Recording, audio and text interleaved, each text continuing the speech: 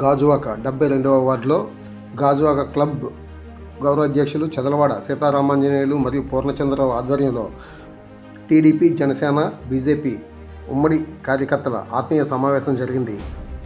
ఈ సమావేశానికి ఎంపీ అభ్యర్థి శ్రీభరత్, ఎమ్మెల్యే అభ్యర్థి పల్లా శ్రీనివాసరావు ముఖ్య అతిథులుగా హాజరయ్యారు.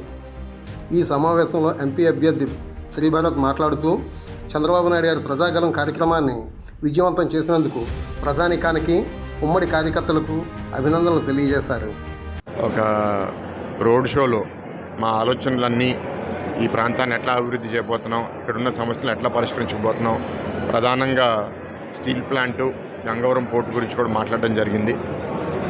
ఇవాళ 5 సంవత్సరాలు స్టీల్ ప్లాంట్ ప్రైవేటీకరణ అవ్వకూడదనే పోరాటం తెలుగుదేశం పార్టీ మన స్టీల్ ప్లాంట్ పరిరక్షణ కమిటీకి పూర్తి మద్దతుగా పనిచేస్తూ వచ్చాం.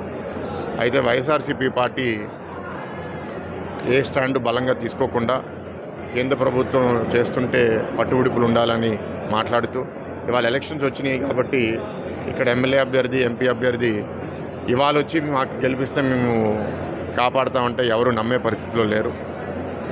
ఒకవేళ అది అన్నా పక్కనే ఉన్న గంగవరం పోర్టు ఉదాహరణగా తీసుకుంటే దాంట్లో ప్రైవేటు వాటా 90%, ప్రభుత్వం వాటం 10%. ఈ 2 వాటాలు వాళ్ళు అదానీ కంపెనీకి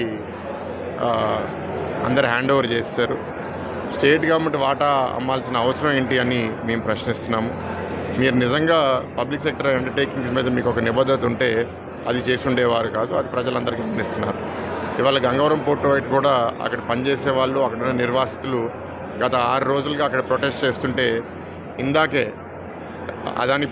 ఒక 2 డేస్ క్రితం అదానీ పోర్టు వాళ్ళు ఫోర్స్ మెజూర్ అని కూడా ఒక నోటీస్ ఇవ్వడం జరిగింది.